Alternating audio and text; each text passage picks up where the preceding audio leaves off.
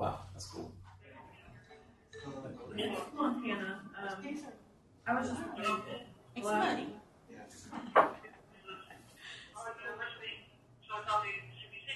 Then you go to Cobra over here? Oh, really? Oh, wow. Recording thing.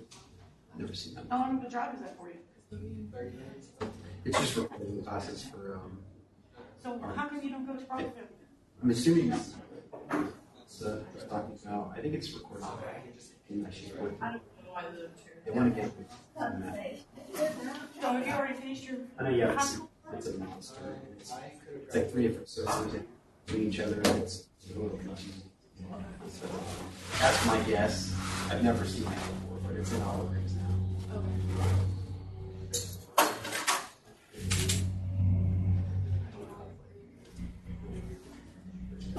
Oh, okay. 4 credits. Yep. Yeah, this is a receiver anyway, so professor's here. Unless we go and update it. I don't know. One thing you can't do is hit the camera button up. Right? Yep. Can you zoom? Have to be straight when you come in. Yep. And it'll go right to the proper. So they can see all that. Now this is the first time I've ever been in They can hear everything Yeah. you say. And then yeah, that's for PC. That's for Dr. Shell for figuring what you've done. You just have to wait. this to be the first Hey, what's Blonde doing with the song? Yeah. They'll see. With her too. You'll have to do that. That's good. Yeah. Yeah. So that's all you need. No, I got this online for like. As long as everything starts up. I was not. We'll have to verify that Get the on Amazon. shared that'll be closer to when we're in class. Oh wow. Waited for one. Well, that's neat too. Luckily. And you know, because some of these books, especially your math books, you can read to $200-300. Mm-hmm.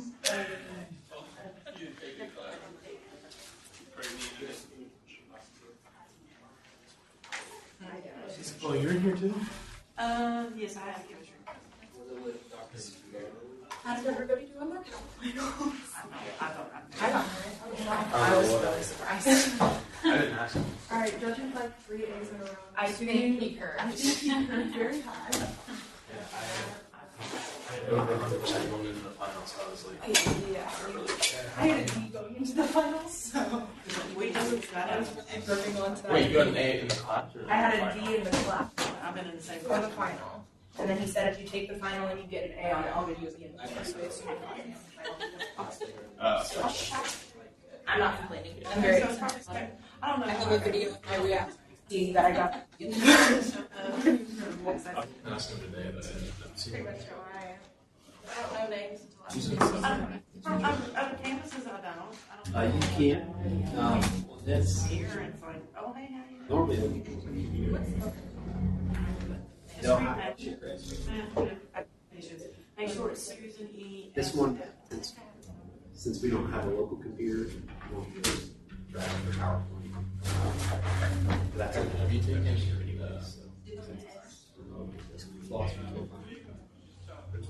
I think I got mine for like, I don't know, I spent no more on both my books. It doesn't really matter. the first presentation? At least the first homework assignment she was posted. She just posted. Woohoo! Let me guess, you got Kindle. No, well, yeah, but I'm old fashioned. I guess it's just, and I like the hard. Was your ethics? yes. I did test that Friday.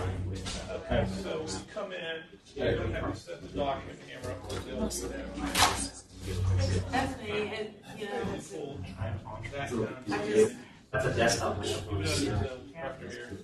I'm paying for these classes myself. So. Now we're going to start She said like, Huh? here, and we got the tracking camera. if you do your reading, Oh, neither can I. That's the 1, 2, that's the tracking camera there. I think you're like present. Three students, you can go leave. Just remember, they don't want to see themselves Actually, The only thing we would do. I worked 2 jobs last time in order to be able to pay for the next semester. Next time. Well, So now we'll just do a test. Lancaster, can you hear us at Easter? yeah. And then he'll also share whatever he has on the website.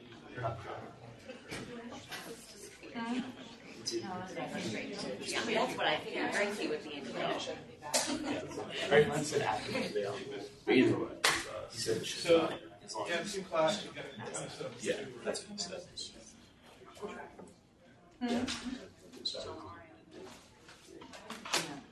Well, that's kind of funny that there was a couple of girls that even did class 2, and I'm wondering why they're not here. I am too.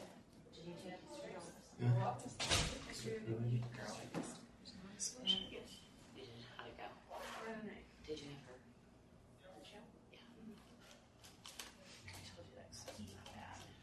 Have you done it before? I'm not sure how it's calculated. I've never actually calibrated it. To do the speaker director, just to see. That's it, that's it. Yeah, I think we're back all the way. 220.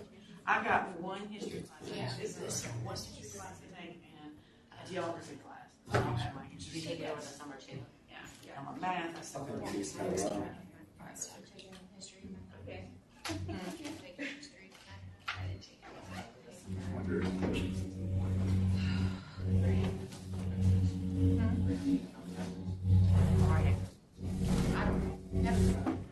It's good. Mayo? With Dr. Mayo? I have next semester. You know, I'd probably be Dr. Mayo. Probably be Mayo. He's good. He's.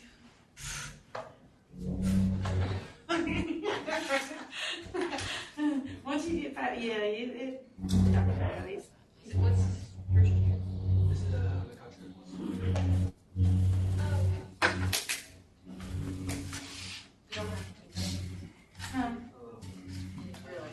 Nobody. Where did you go? I don't know if I remember telling you or not. Okay. If you don't have a call, Where did you just go for again? call me to. I got a few years on you. Good morning. Good morning. Yeah, right over here. How was the summer? Good. How was yours? Good. Thanks, Strike. You feel like coming back to school? Yeah. Yeah, you ready? Yeah, I'm ready. Hey. Slowly but surely, we're getting there.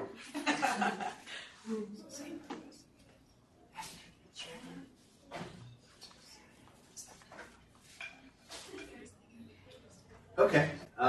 Yeah, I can come over and help her in a minute. I'm actually near my office. I don't know if she wants to come over or if I can just come meet her there in about 5 minutes.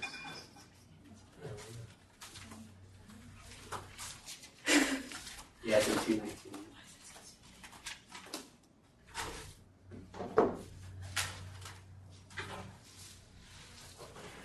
Okay.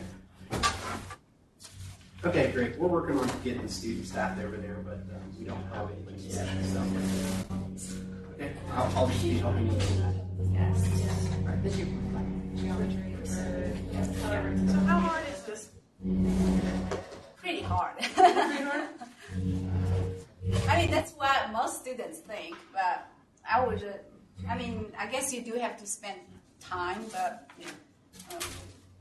So I'm if you only- spend time, I don't think it's going to be any harder than statistics. Okay. But there's a big difference. Yeah. I've already looked at it a little bit. I just statistics, the hard part is remembering all the formulas where they go.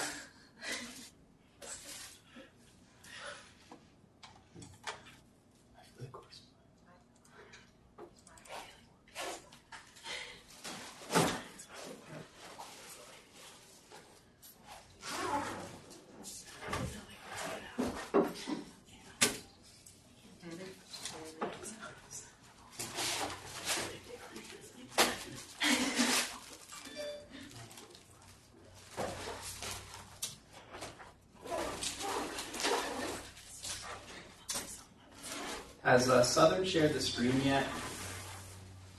Has some, I don't know, had,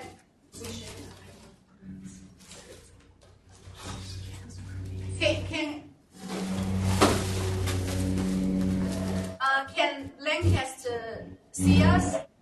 Yeah. You can see the Yes. camera on the computer. I don't know if you're trying to Yeah, share. nothing on the screen, huh? Let me see. Did I need to do anything here? Let's see. There should be a share button on the iPad. Okay. Oh yeah. Okay. Now it's yeah.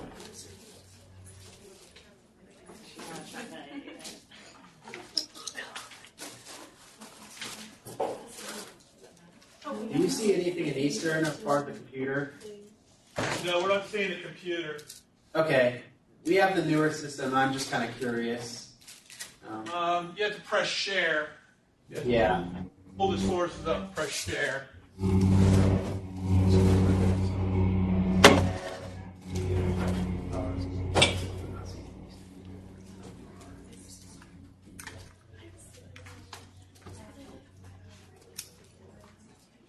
Okay. So can everybody? Let's check maybe one by one. So Chilla, Lancaster, can you see my computer screen? No. No computer screen. No. What about Chillicothe? Can you see my computer screen? No. Okay.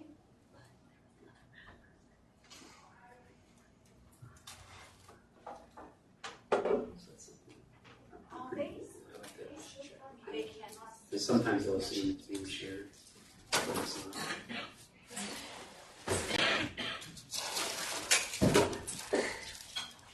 Maybe if you open her sheet, should be shared.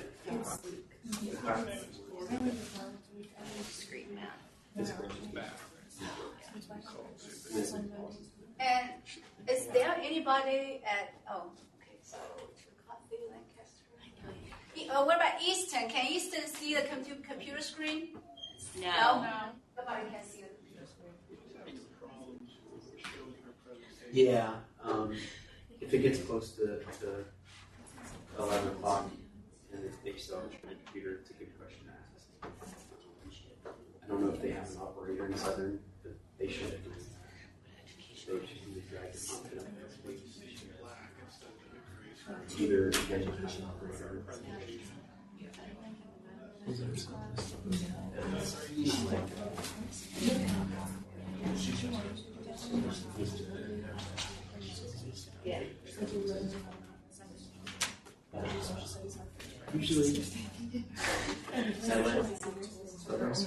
Yeah. operator. They say we don't have an operator.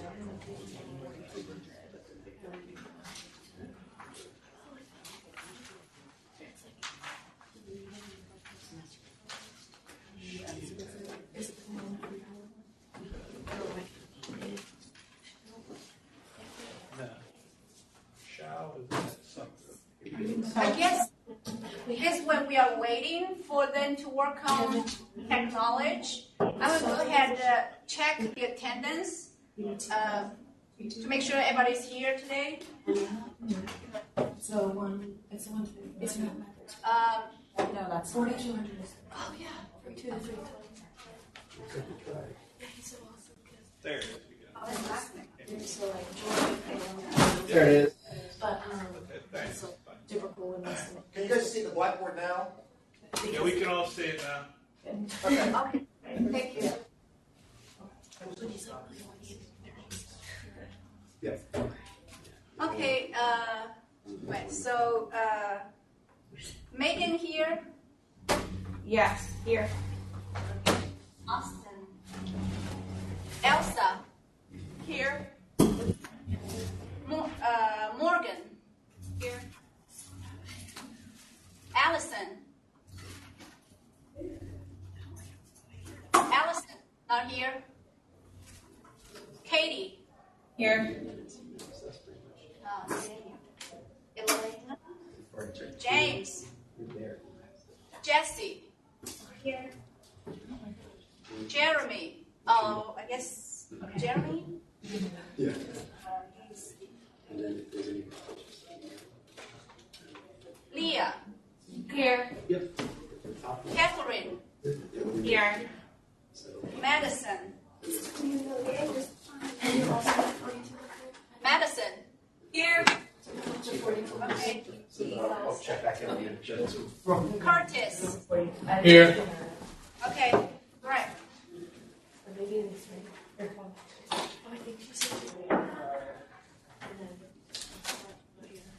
Okay, so everybody can see my blackboard. So first, we're gonna take a look at the syllabus.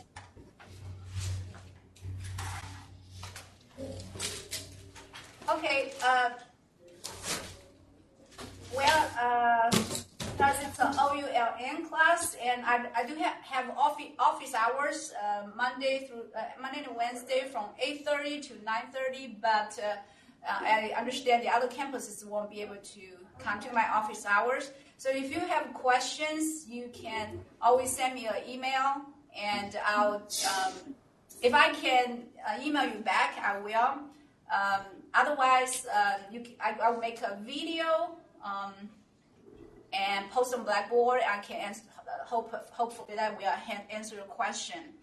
I have already posted some videos on Blackboard. So for each homework assignment, I try to make a video so you can follow the video to do the homework problems. And so if you click on the problem, so you should be able to see an example to help you do the problems. Okay. Well, so my name is Yihong Xiao. And again, I have phone number here, but usually I'm only going to be in my office during office hours, so you can leave a message. But the best way to reach me is always by email. So I check my email at least once a day, so I can get back to you. Usually on the same day, or if not, the following day, the next day. So try to email me if you have questions.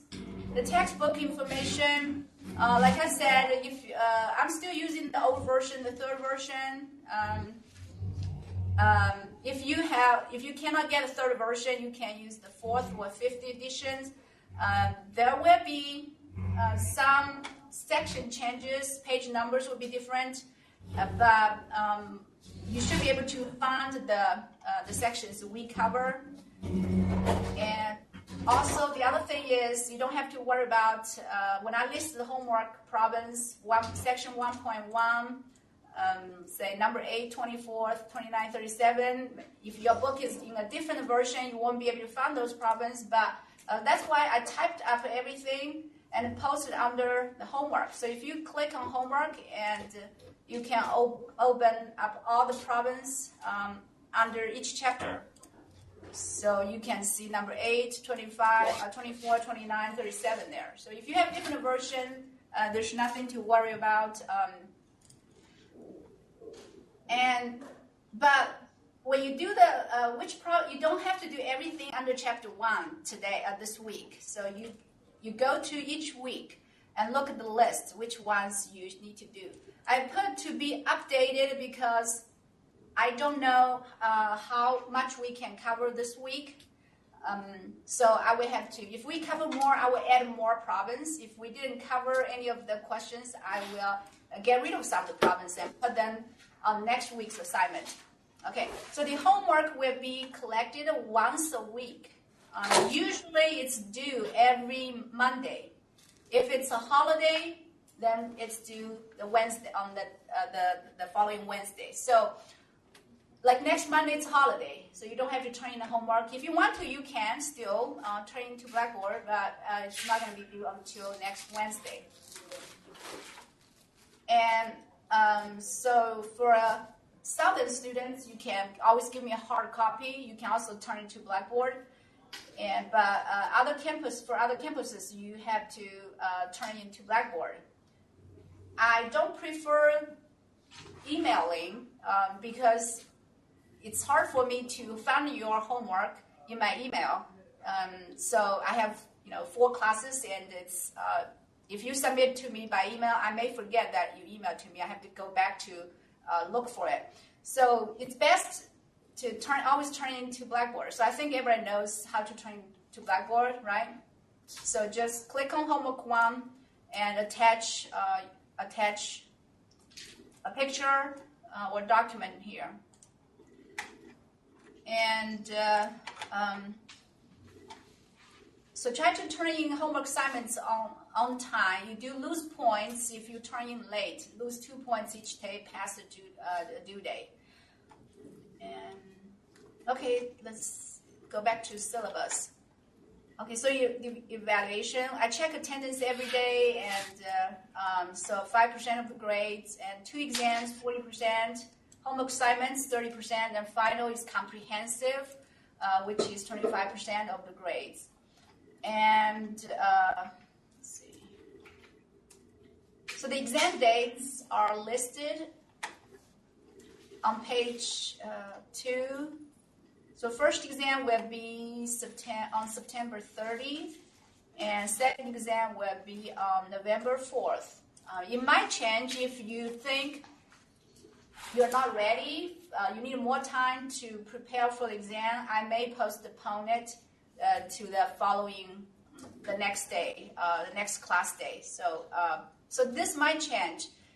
So always follow Blackboard for the updated teaching calendar or any changes. And of course, if you come to the class, you'll not miss anything. Okay, let's see. Okay, so any question about the class? No? Okay. The final, did I say that's comprehensive? Okay, so you need to know everything from the beginning to the end. Okay, so if you don't have any question, a little bit of introduction about this class.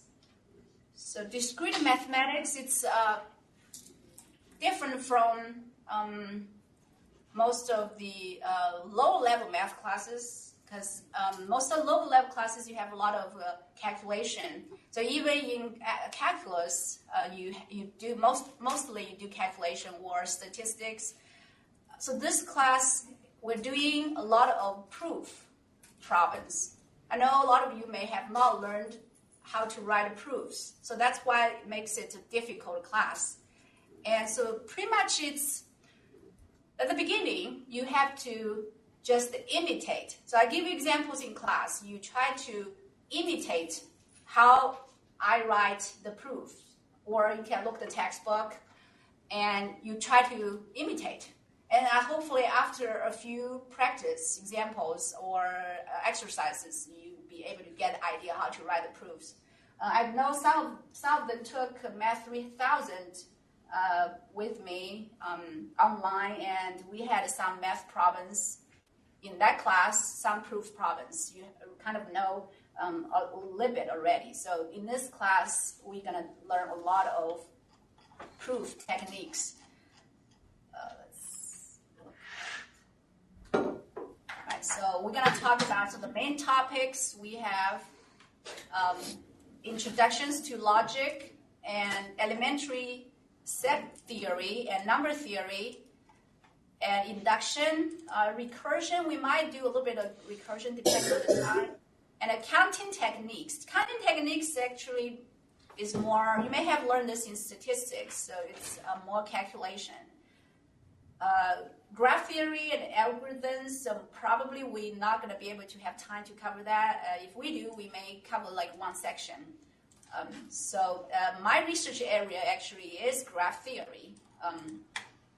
Okay, so that's the main thing about this class. So we're going to learn a lot of things you learned in other classes in geometry, or some properties you use, formulas you use in algebra or in calculus, and you just assume it's true. And in this class, we're going to prove it. It is true. And so in other classes, you may never, what the teacher tells you, okay, this formula, use this formula, but you may never wonder why this formula is true, right? So we're going to prove that. And also, when you're writing a proof, it's like an argument. So you try to prove a point. So you want to make sure, of course, your argument is reasonable. You cannot, when in your argument, of course, you may have mistakes. So that would make your argument wrong. And so the first thing we're going to talk about is logic. Learn how to make an argument. So whatever you say has to be logical. And later, so the first chapter is actually just laying foundation for the proofs, the arguments. A very simple example. Let's say if you got following my syllabus, if you got a 93, you should get an A. And suppose I gave you A minus or B, so you will come to me and try to argue with me. Say, okay, well, on your syllabus you said if you have 93, you should get an A, and I do have 93, then I should get A, but you gave me A minus. And so that's your argument, why you should get A. So your argument is based on my syllabus. So my syllabus is like the policy you're going to follow, and you assume that it has to be true, right? So whatever I say is true. So you based on my policy, and then you use what later we're going to call what the argument is. You said, I got a 93, therefore I should get A. Okay, so this is like argument type we're going to talk about. Okay, so that's a very simple example. That's argument. So when you're writing proofs, it's the same, but of course it's much more complicated than this. Sometimes you cannot even see directly why. But we do use argument all the time in real life. So logic can help you make conclusions.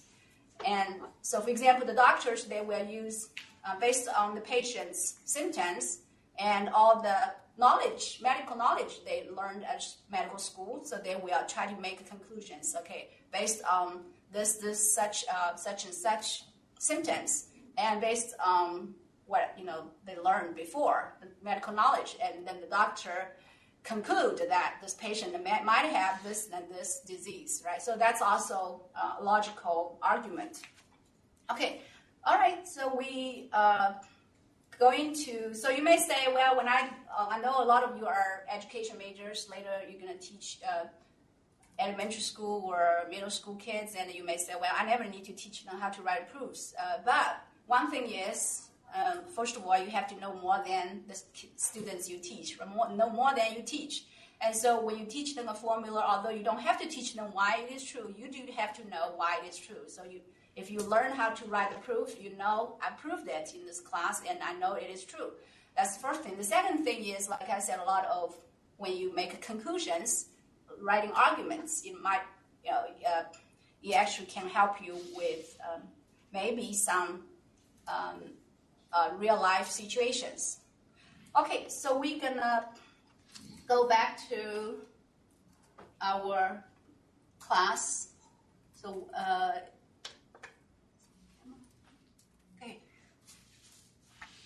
Start with 1.1. If you have a newer edition, they added a chapter with all the symbols, basics. So the older version, the third version, does not have that. So I'm going to follow the older version. Whenever we see a new symbol or new concept, and I will talk about it. Okay, so instead of spending one class giving you all the new symbols, like the set notation or something, we're just going to talk about it when we talk about the set theory. Okay, so chapter 1.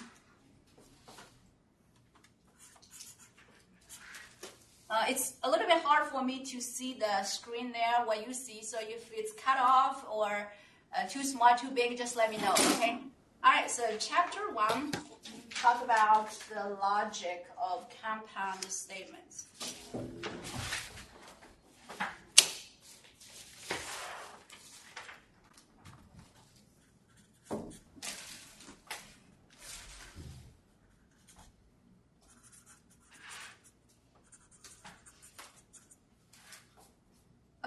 section 1.1.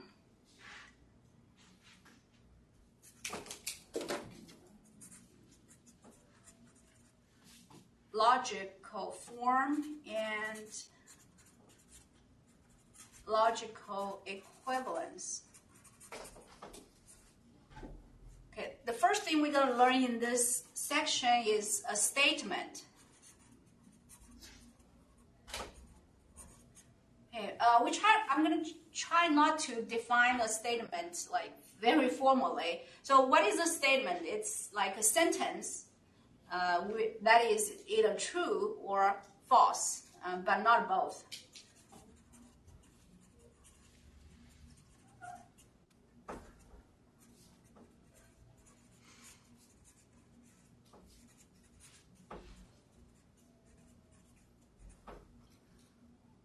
All right, so we're going to give you some examples of statement. For example, we say 2 plus 2 equals 4. 4, that's a statement. It's a sentence, but this sentence, it has a truth value. 2 plus 2 equals 4. So we say this is a statement because this sentence is true. So I guess I'm gonna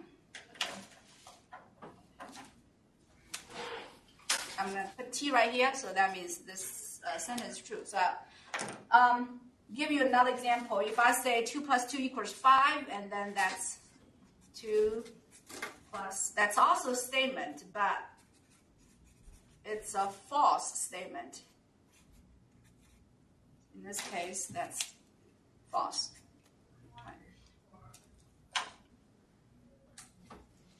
And you could have some real life examples. For example, I say Elena is a student, and that would be true, right? So based on her situation, she is a student. And I'll say Elena works, and you do work, right? So that is also true. So you could have some real life examples, and I could say, let's say Elena is 20 years old, and that could be true or false depending on how old she is. Okay. Now, for the statements here, for each statement, you can use a symbol to represent it. Usually, we use lowercase letters. Just like in algebra, you use x, y, z to represent a variable. Here, we use x, y, z, or a, b, c, anything to represent this whole statement. So this whole thing, 2 plus 2 equals 4, I can use one letter to represent it. Let's just say I call it this sentence, this first statement, I'll just call it, let's say, P. So P, let me give you another page here. So I will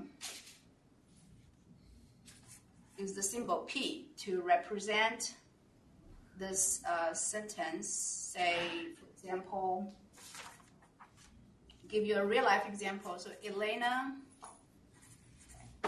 is a student. And I can use Q to represent another. Elena works. So we use different letters to represent different statements. Okay, so that's the first concept, is called statement. And in this case, both are true because she is a student and she also works. Now, number 2, we're going to talk about compounded statements. So the examples that I just gave you, 2 plus 2 is 4, 2 plus 2 is 5, where Elena is a student, it's just a simple statement. We could put 2 simple statements together to make what we call compound statements. Or we can simply put a not. So for example, I can say Elena is not a student, and that can be considered as a compound statement. So we're going to do 3 things. First of all, we do negation. Negation is just like we say not. When you add not in it's sort of like the opposite of what you originally were saying, and that's called a negation. So we say negation, it's just a not. And the symbol we're going to use, for example, here, let's go back to this example. Elena is a student. We put tilde in front of it, kind of like a wave. That means not. So if I do not P, so they gave you a statement. One of the problems, homework assignments they gave you might be, they gave you Elena is a student. That's P. So what is not P? Elena is not a student, right? So you're just going to add the word not in there. Is not a student. So that would be not P. So that's the symbol we use. So another thing is, in algebra, in this class, we also use a lot of, especially in logic or set theory, number theory, we use a lot of symbols, just like in algebra. We create a bunch of symbols. For example, this one, you may have not seen before, so that means not. The second one, we're going to talk about compound statement. It's called conjunction. So conjunction is like real life we say and. And the symbol we're going to use is like upside down V. It's very similar if you had a little bit of set theory knowledge in statistics, so or other classes. When we talk about intersection, let me put it somewhere. So with intersection, if you have learned that before, we could have used the symbol. You may have seen that. So later in chapter 6, we're going to talk about set theory, and that's the symbol we use. It's very similar to that. It's just upside down U or upside down V. They do have something in common. Not exactly the same, because here we're talking about statements. In set theory, we're talking about two sets with elements in there. But it's sort of similar. Okay, so conjunction means and. So let's say the example we had before, I can say, put these two simple statements together. I say, Elena is a student, and Elena works. I put and. I use and to join these two simple statements. I get a conjunction. Let's go ahead and do that. So when we write it, it would be P and Q. So in this case, what's P and Q? Elena is a student, and Elena works.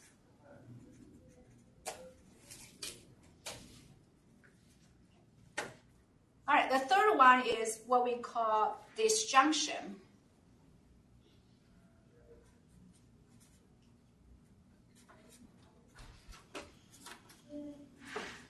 And disjunction is like real life, we say or. And we're going to use the letter sort of like a V to represent the disjunction. So whenever you see the word and, you can use that symbol, upside down V. When you see the word or, that can be represented by the letter V. Not exactly V, but kind of like V. Okay, so we can change this example to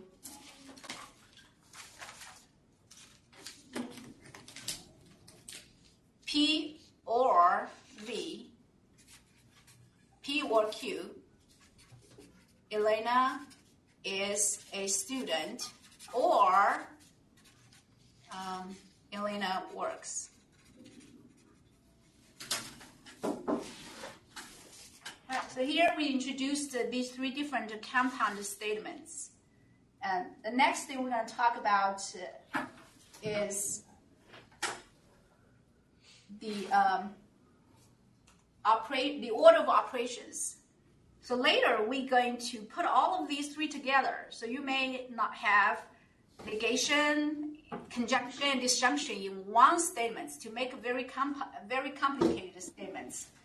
For example, I could later we're gonna get to this, but I just give you a random example. Say I could give you something like that. I even have parentheses maybe. So that's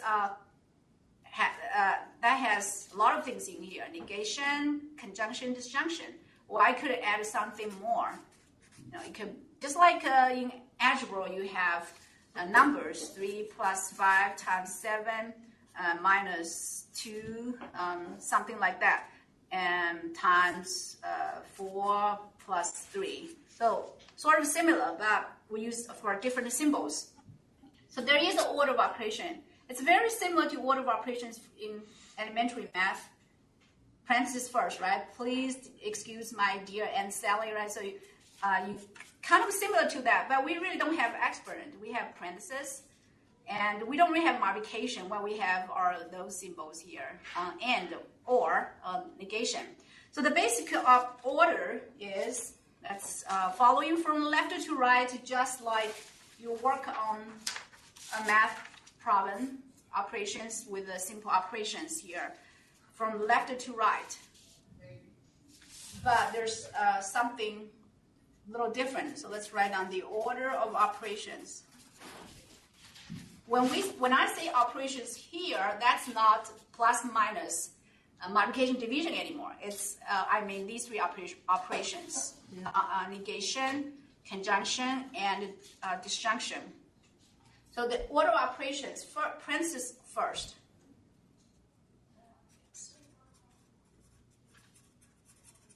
Just like elementary math. So is performed, parentheses is performed,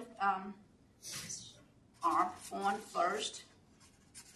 And then we do negation.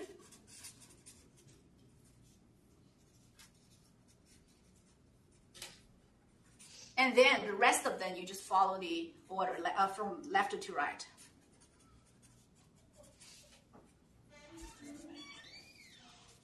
All right, so go back to that example that I gave you before. So we have, I'm just going to put this here. Let me change it a little bit, so give you an example.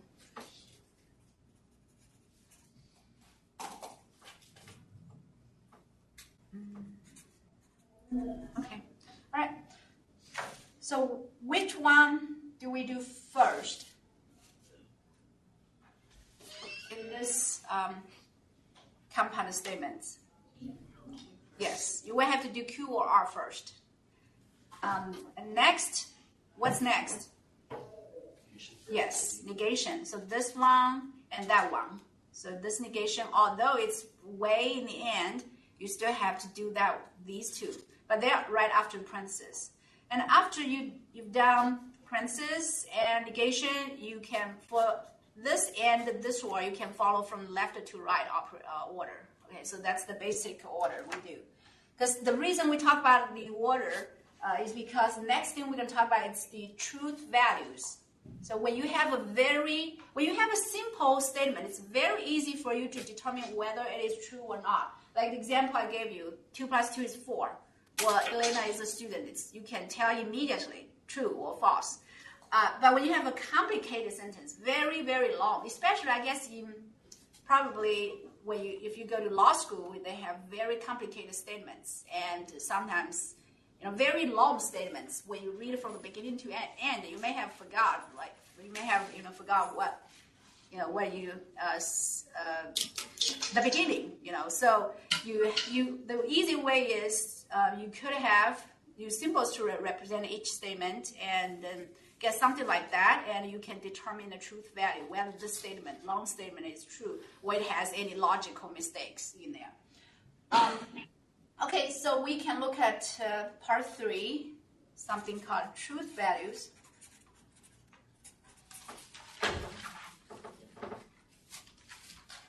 So like I said before, it's true, either true or false. So we're going to make truth. For complicated statements like this, we are going to create a table to help us determine whether the statement is true or false.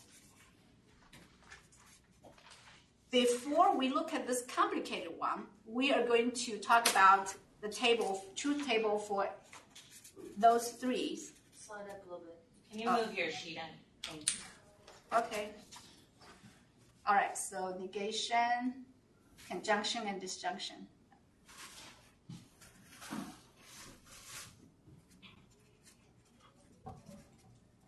Okay, so like this one, like again, you have everything in there: negation and or negation.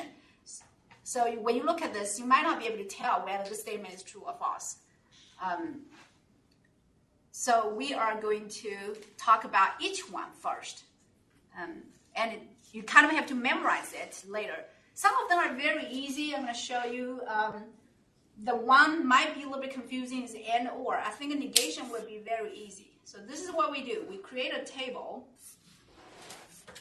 So we have a statement P. And then we have a negation. So P represents a very simple statement. Think of it like 2 plus 2 is 4. Or Elena is a student. So this statement, P, could be, so this is a statement here, could be either true or false. Either true or false. It has two possibilities. So if I say 2 plus 2 is 5, and P, that would be false. If I say 2 plus 2 is 4, and that would be true, right?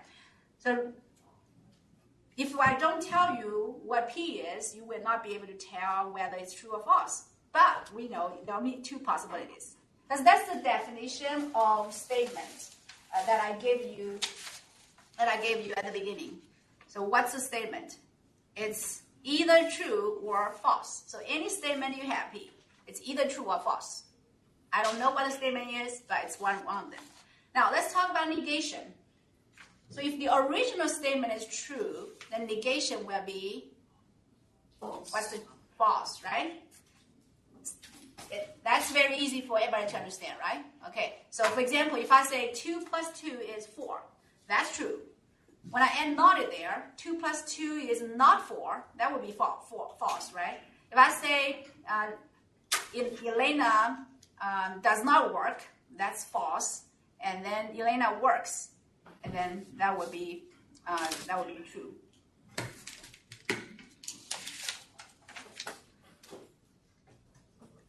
Okay, so that's the truth table for negation. Now, next we're going to look at the truth table of and or. We're going to look at these two together because these two, I think we often get confused. Let's see. This time we're going to have 2 statements, P, Q.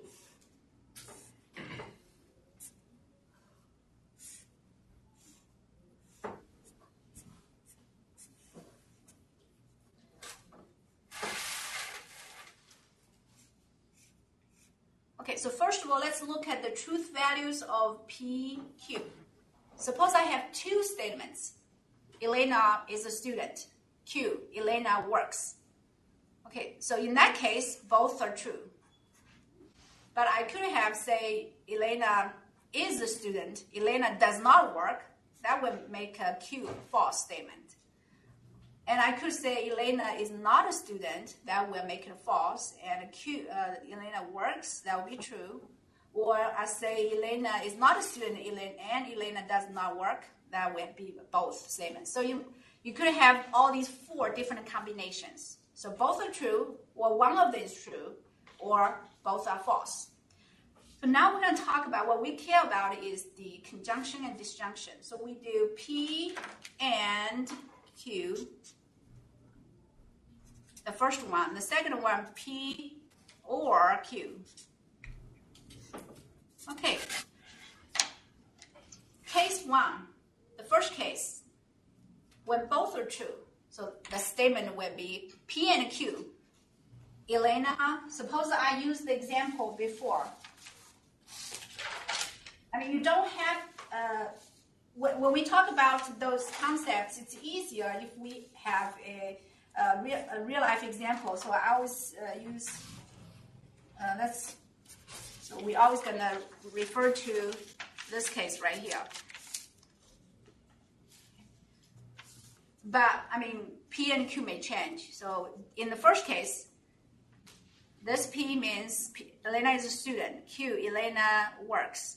So P and Q, Elena is a student and Elena works.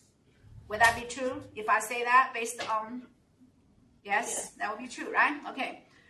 What if I say Elena is a student or Elena works? Would that be true? Yes. Would still be true, right? Okay. So let's look at the others, and then we'll go back to summarize them. So what if I change Q? So Q right here, Elena works. I'm going to change it to Elena does not work. So the statement will be, Elena is a student and Elena does not work. Will that be true or false? False. False, okay. So because we already know, at the beginning I told you, okay, Elena actually, so she's a student from 7 and she works. She does have a job. So suppose you, based on that fact, you already know that. And when I say, okay, Elena is a student and she does not work, then you will have to say, no, that's not true. She does work. So that would has to be false. Okay, P and Q. So when you have both of them, if one of them is true, the other is false, and that would be false. That would make it false for conjunction. Well, but for disjunction, think about it. When I say Elena is a student or she does not work, will that be true or false? True. That would be true now, right? Does it make sense? Okay. I didn't say both and. When I change the word from and to or, then this time you will have to say it's true. Give you another real life example. Suppose today if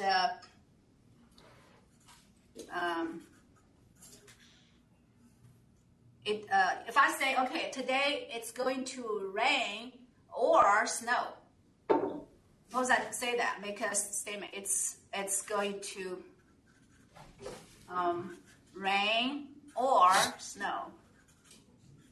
And what happened at the end of the day, we found out, okay, it did rain, but it did not snow. So can you say I'm wrong, or this statement go back to the statement I said at the beginning of the day? So at the beginning of the day, I tell you, okay, I'm telling you it's going to rain or snow. At the end of the day, it did rain, but it did not snow. Way to make this statement true or false? True. It would be true, right? Although it did not snow, it did rain. If one of them is true, then you would have to say it's true, right? Make sense? Okay. So when you have an or disjunction, you don't need both of them to be true. But when I change this, so if at the beginning of the day I say it's going to rain and snow, it's going to rain and snow, but at the end of the day, it did rain, but it did not snow. That will make this statement what? That will make it a false, right? Because I use the and. When I use and, both of them have to happen, right? Have to occur in order for that to be true. But if I use the word or, you don't have to have both. You just have one of them. I have one of them, then I am true. Right, now similarly for the third one would be, so if P is false, Q is true, P and Q will be False. False because it's in. Both of them, just like rain and snow, you have to, in order for it to be true, you need both. But for or, that would be true, right? Okay, now the last one, if both of them are true, both of them are false. It did not rain. If I make this claim at the beginning of the class, it's going to rain and snow.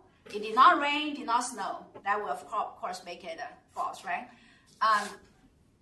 If I say it's going to rain or snow, and it did not rain, did not snow, that would make it what? False. False, right? Okay, because neither of these is occurred, then you will have to say false. But if one of them did occur, then that's going to be true. Okay, so compare the values. Summarize this a little. When you have and, when will this be true?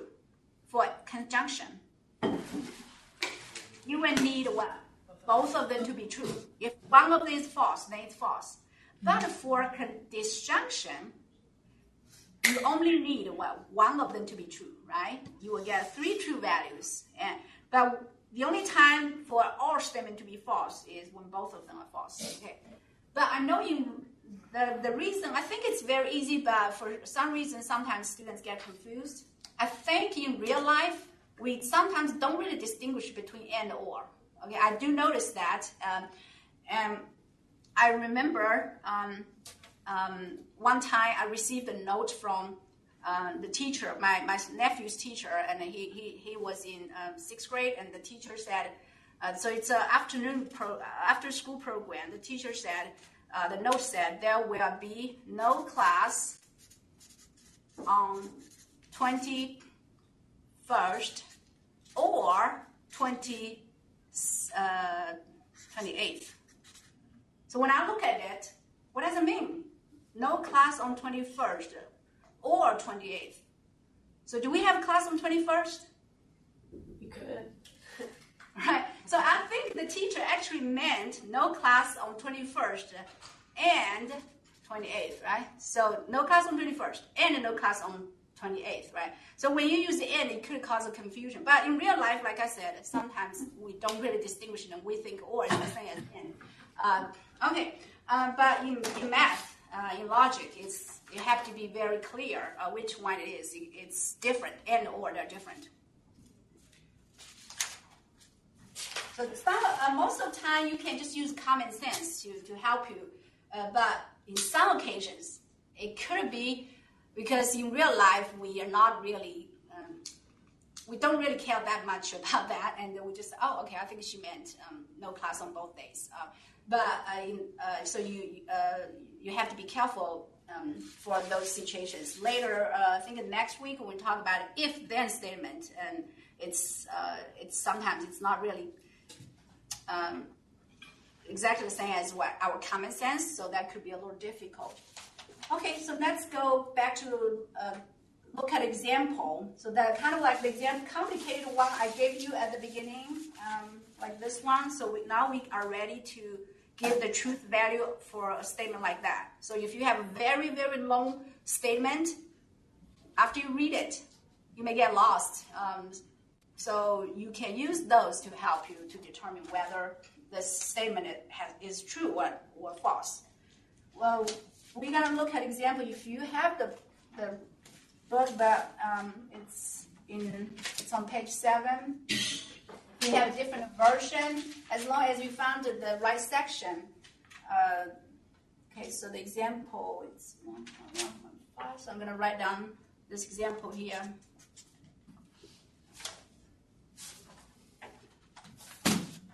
So we want you to construct a truth table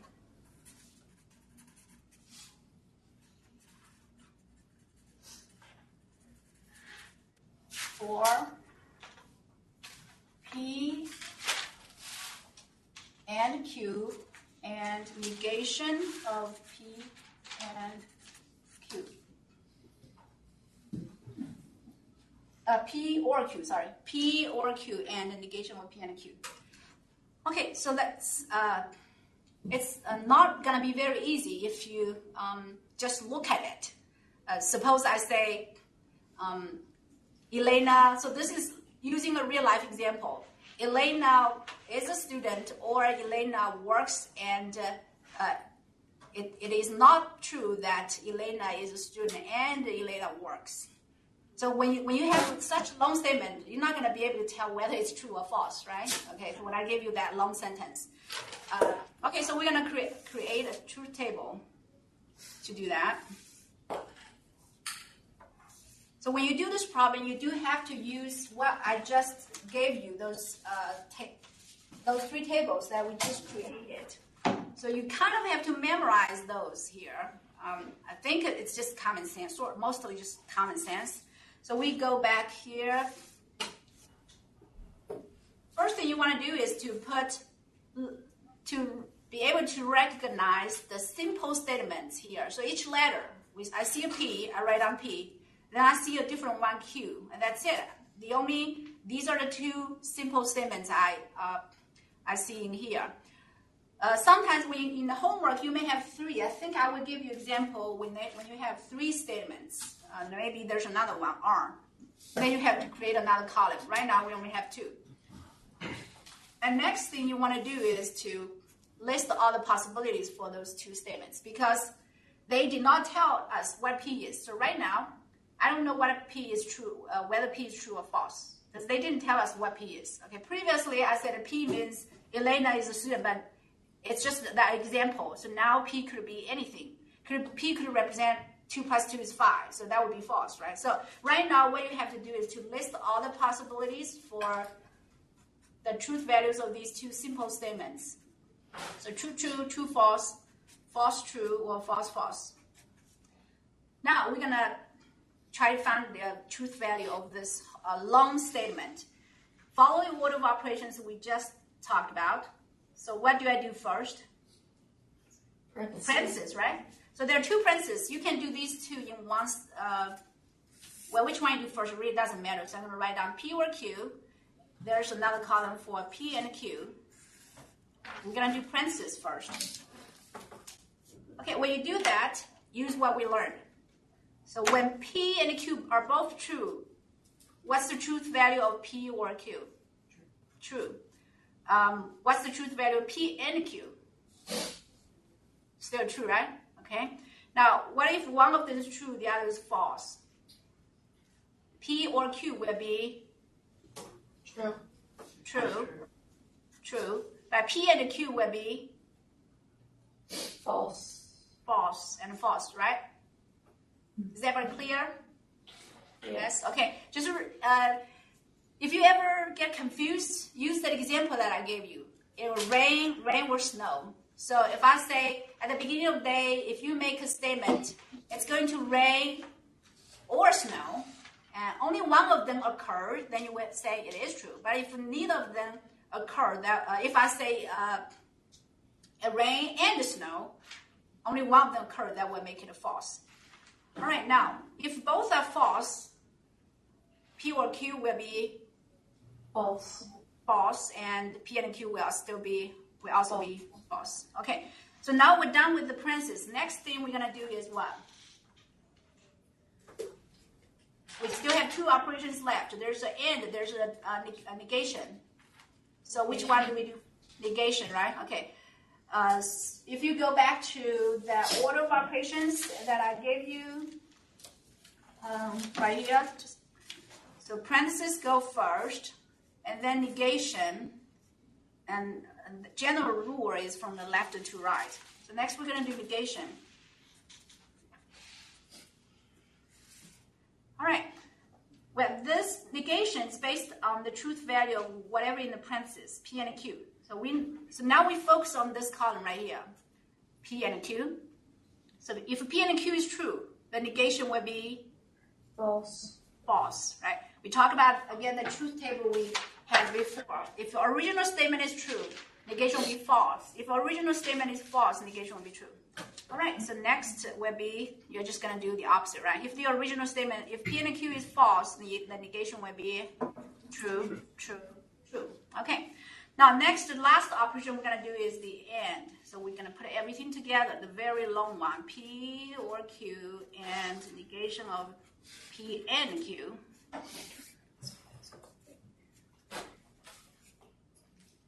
So this time you're going to be, because we're, let me highlight the operation we're doing. So in this one we did the or, and this one we did the negation. In this one we're going to do this one, the and statement.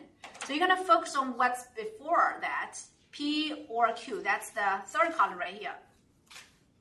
Let's highlight that. So we're going to use this column. And here, not P and Q. So that would be this column right here. So we're going to do the conjunction of these two columns. All right, so true and false will make what? True and false. We'll make it false, right? Okay. So the end, you will need both of them to be true to get true. True and true, that would be true. True and true, that would be true. False and true, that would make a false. Okay, so when will this long statement be a true statement? When they're both true. When will this be true? When one of them is true, the other is false, then actually we get a true statement for the whole thing. Okay. All right. So if both of them true, actually you get a false statement. Now, any question about this example? Would you have a problem if we got to the last step and we crossed out whichever ones we aren't using? Wait. Can you repeat? Like it says P and Q, we're not actually using that. We just like ended up negating that. Would you have a problem like the column that you don't have highlighted in the middle? If we just cross those out, would you have a problem with that? No, you don't have. It's fine. Okay, let's look at next example. So what if we have, so next we're going to talk about is something called logical equivalence. We talked about, we can use a truth table to determine the truth value of a statement. So whether a long statement, complicated statement is true or false. Next thing we're going to talk about, when you have sometimes we know in real life there are two different ways to say the same thing. Okay, you can say this way or that way, actually they mean the same thing. But that we say logically, they are logically equivalent. The symbol we're going to use is this. So kind of like an equal sign, but we add three lines. I know most of you are going to have to take 3070 number theory. So in that class, you will have to, you're going to use the symbol a lot for congruence relation, but over here we're using it for something a little different, called logical equivalence. So the same symbol might mean different things. I guess they have something in common, but not exactly the same. So here we can look at some simple example. P and Q is logically equivalent to Q and P. So for example, I say it's going to rain and snow. I could change the order, say it's going to snow and rain. They actually mean the same thing, right? So they are logical ways, different ways to say it, but they mean the same thing. And the other negation is when I do negation over negation, what do you think I would get? It's Just P? Just P, yes. So when I say, give you an example, it is not true that Elena is not a student. What does that mean? That she is a student? Yes, right? Okay. I mean, in real life, we probably won't say anything like that, but they're actually the same thing, right? So when you say it is not true that Elena is not a student, which means Elena is a student. So, okay, so these are just we say equivalent statements. Now we look at example 9. Example 1. Now we're going to give you two statements. So we want to show negation of P and Q, and negation of P and negation of Q are logically equivalent.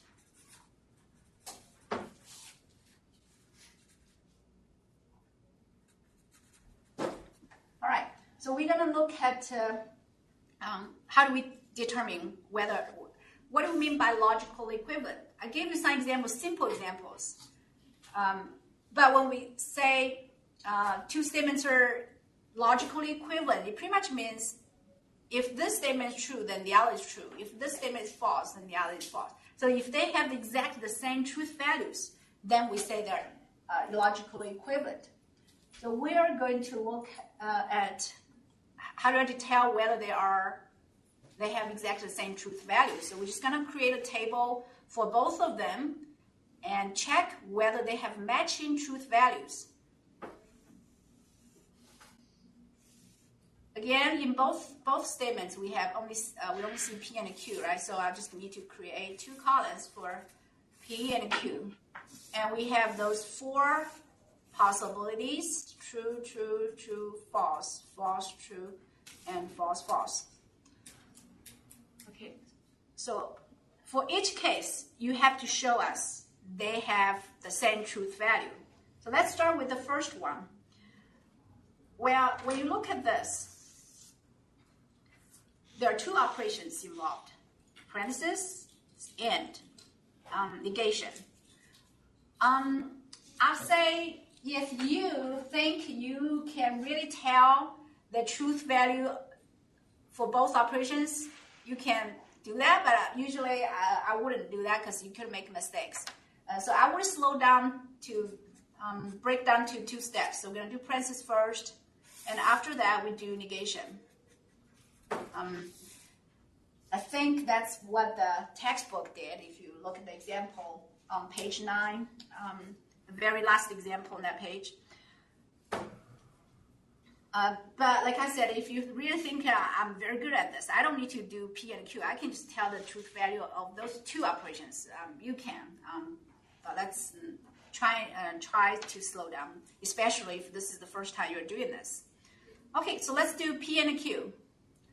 Now remember, for conjunction, when do you get a true value?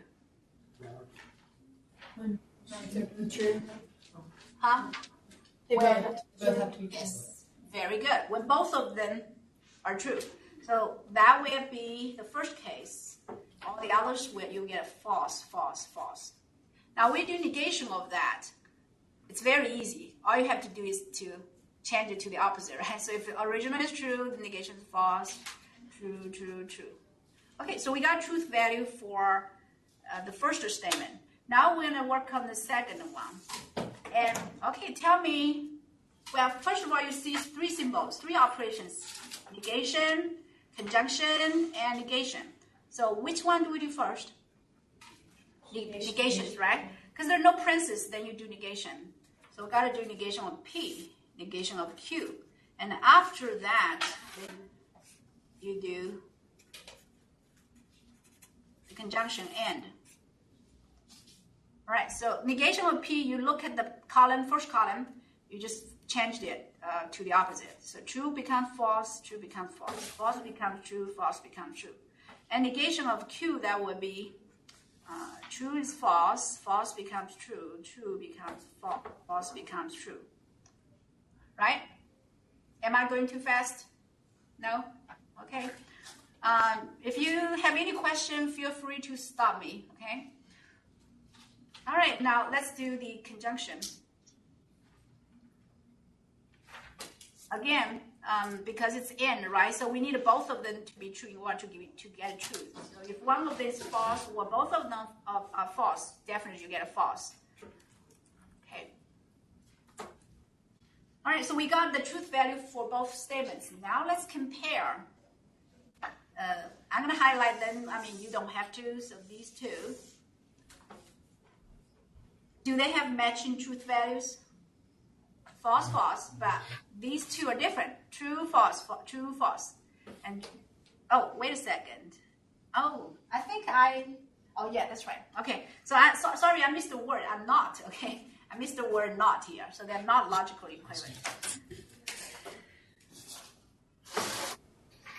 Okay, so you can add that, correct that, so that should be not logically equivalent. So when you're here, you realize you don't get matching values, then they're not logically equivalent.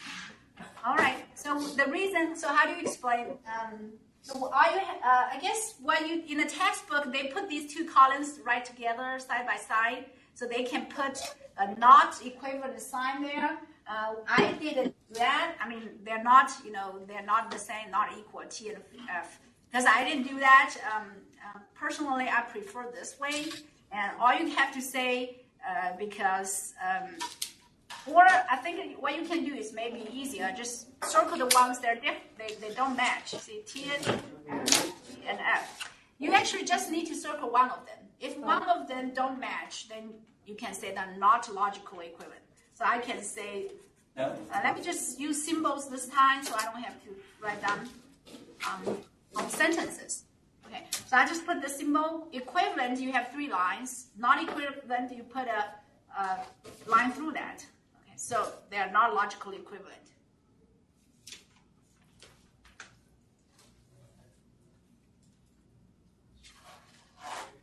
Now, next we look at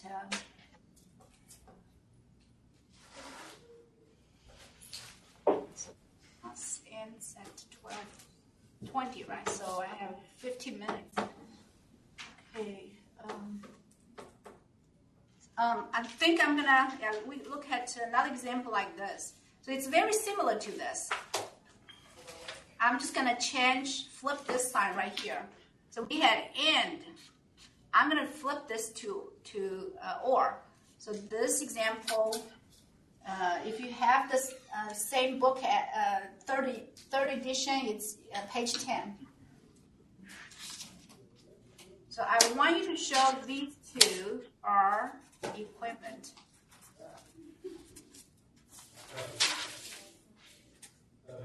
Okay.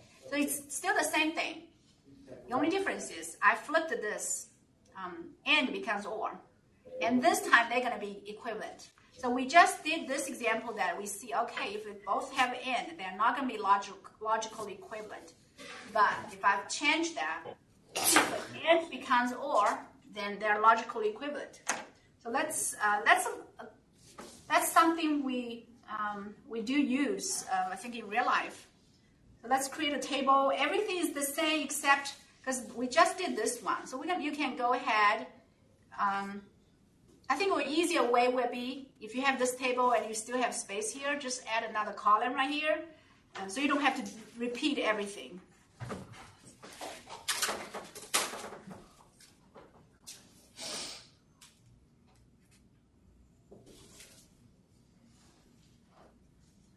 Okay, negation of Q. So like I said, the only difference between these two examples is the second one and is changed to or. So we're going to do this last column, negation of P or negation of Q. So previously we did an and. So for or statement, false or false will give us what? Still false, right?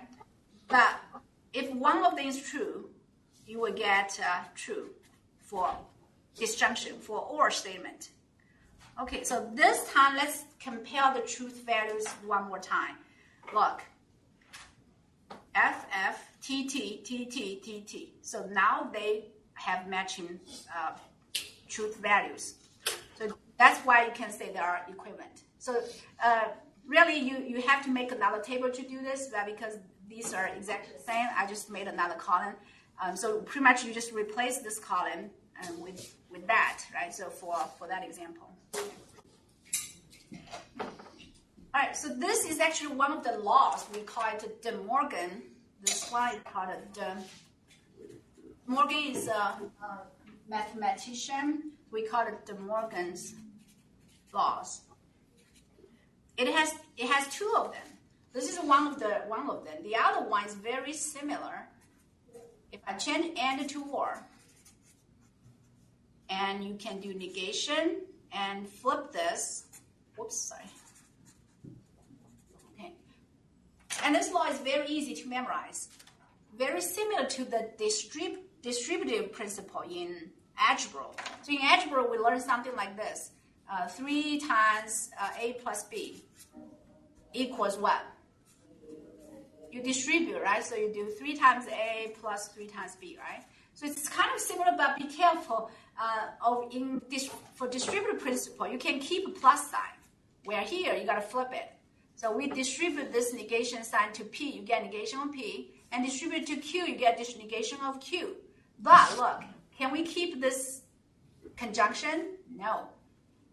Previously, I showed you, if you keep and, after distribute the negation, they are not logically equivalent. See, one of them is true, but the other is false. And so that's why you have, but after you flip and to or, they have matching truth values. Okay, so just remember to flip it. Similarly, I can distribute the negation sign and by flipping the or to and they should be logically equivalent.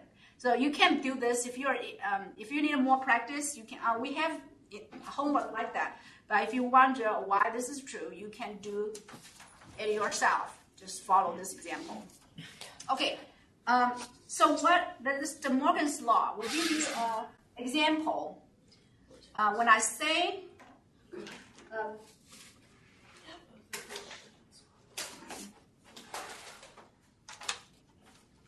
for example, when I say it will rain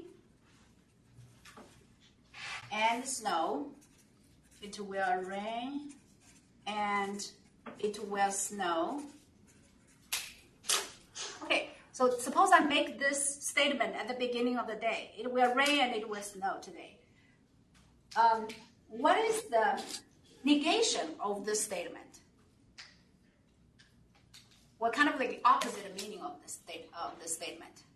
It will not rain, not snow. It will not rain. That is correct. That part is correct. I also heard it will not snow. That is also correct. But what is the word you use to join these two statements? Or. Okay, did anybody want to say and? Okay, oh no, that's good. Because that's a common mistake. Oftentimes, I think, like I said, because in real life, we don't really distinguish between and or. So when somebody says it's not going to, when somebody says it will rain and snow, you may think the negation will be it will not rain and not snow. No, you cannot use and. You have to change it to or. It will not rain or it will not snow. Okay. So look at the, this is an application of the Morgan's Law, which we just proved. And so suppose I call, I'm going to show you why it's using the Morgan's Law. Like I said, it's common sense, right? You may have already known this. But with the symbols, suppose we call this P. It will rain, that's P. It will snow, that's Q. And that's the and symbol. So when I ask you to do negation, when we do negation, that would be negation of P and Q. That's equivalent to it will not rain or it will not snow. So it will not rain, that's just the negation of P. It will not snow, you negate the second statement. But you do have to change and to or. Does anybody have any question about this? Okay. So when I say rain and snow, the negation will be no rain or no snow. Okay, it doesn't have to be both. You can say no rain and no snow. No. Okay, so the opposite of and will be or. Similarly, opposite of or will be the and. Negation of or will become an and. Okay. Let's see.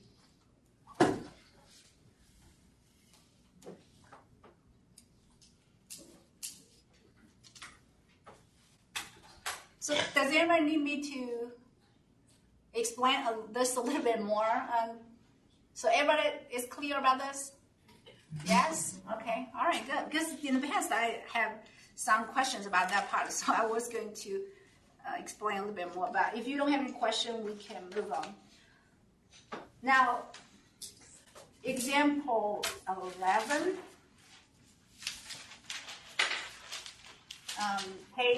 On page 11. So we're going to apply those De Morgan's laws to do the questions here. So the first one, so they want us to write negations for each statement. So the first statement is, John is 6 feet tall and he weighs at least 200 pounds. So that's right on the negation.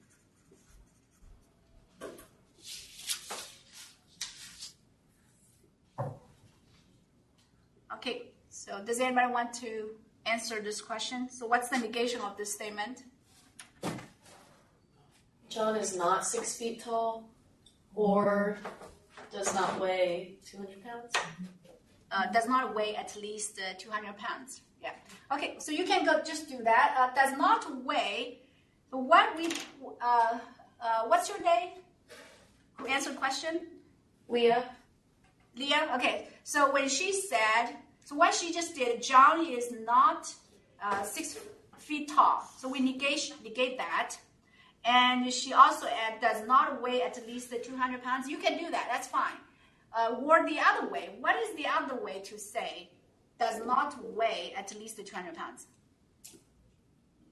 Which means he weighs what? Less than. At least, the opposite would be less than, right? Okay. You can use inequality signs to help you. At least, what's the inequality sign? Greater than or equal to 200, right? The opposite will be less than 200, right? So that can help you to determine. I mean, if you really don't want to worry about this, you can just keep what Leah said. He does not weigh at least 200 pounds. Or you can use the other. Weighs less than 200 pounds. So I'm gonna, is not 6 feet tall. So be very careful about this word, okay? I put in the box to emphasize it. Because some students, they kept the word in, and that won't be true. Or he weighs less than 200 pounds. Right. The second example, the bus was late.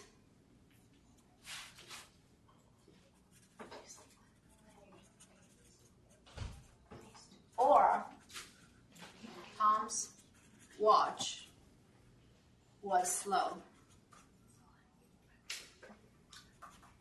Okay, so what's the negation of this statement? The bus was not late. Mm-hmm. Continue. The bus was not late. Uh-huh.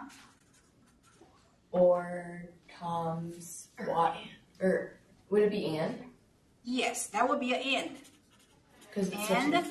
And Tom's watch was not slow. Yes. That was not slow. When you do negation, was late becomes was not late, was slow becomes was not slow. But be very careful. And will become, you have to change it to, or you have to change it to and. If it's and, you change it to or. So that's what the Morgan law says. The homework did ask you to use the Morgan's law. If you say, well, I didn't really use it, the Morgan's law.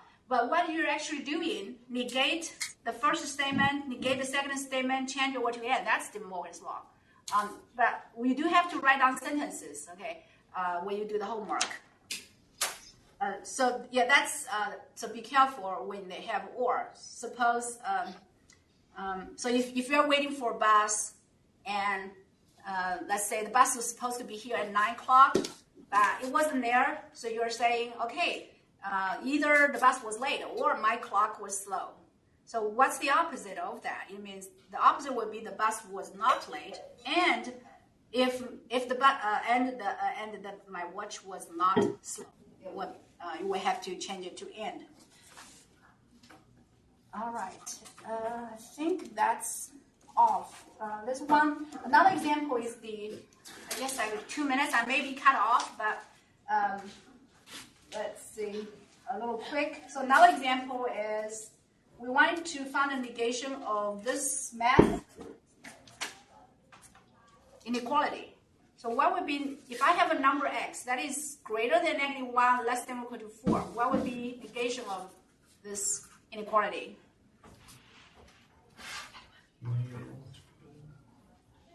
So this you can break it as and, right? Although we don't see the word and there, it means that x is not only x is greater than -1, but also x is less than 4, or equal to 4, right? It means and. So when you do negation, and will be changed to or, and you have to negate both. -1 is less than x, which means -1 is greater. The negation will be greater than or equal to x. And you also negate that, it becomes greater than. Less than or equal to, the negation will be greater than, right? Okay, so that would be the answer for that question. Okay, any question? No?